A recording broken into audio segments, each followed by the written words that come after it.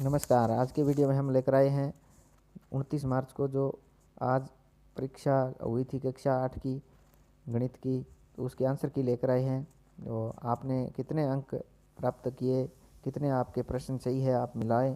तो आप वीडियो को अंत तक ज़रूर देखें। तो पहला प्रश्न था निम्न में से रैखिक समीकरण नहीं है, तो पहले का उत्तर डी सही है। अगर आपने किया है तो ये आपका सही उत्तर है।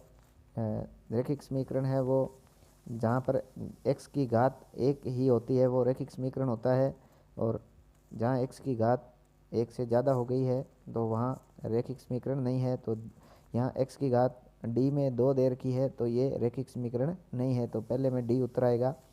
दूसरा प्रश्न है परिमेय संख्याओं के लिए गुणन तत्समक है, तो परिमेय संख्याओं के लिए गुणन तत्समक है वो 1 होता है, तो इसमें उत्तर इसमें भी डी आंसर सही है।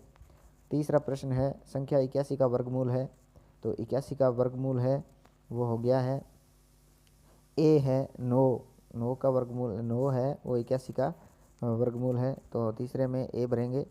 नेक्स्ट इसके बाद चौथा प्रश्न था, चौथा है समांतर चतुर्भुज के सम्मुख कोण सदैव होते हैं, तो समांतर चतुर्भुज के सम्मुख कोण सदैव समान होते हैं, समान कोण होते हैं।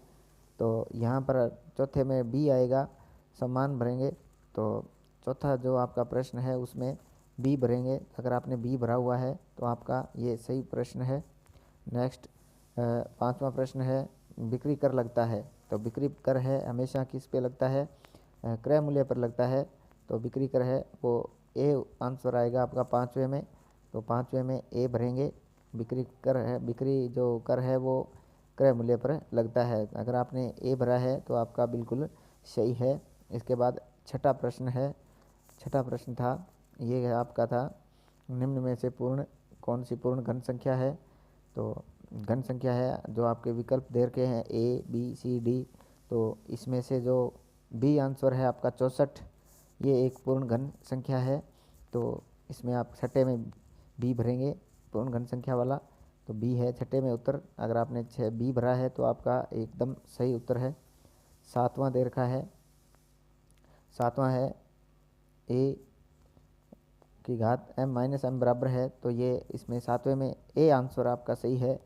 सातवें में ए भरेंगे 1/a m, तो सातवें में ए आंसर सही है, तो सातवें में ए अगर आपने भरा है तो आपका बिल्कुल सही है। आठवां प्रश्न है 21 स्क्वायर m व 31 m स्क्वायर का गुणनफल होगा, तो यहाँ इसमें आठवें में जो आंसर दे रखे हैं उसमें से सी आंसर है, आठवें में सी है।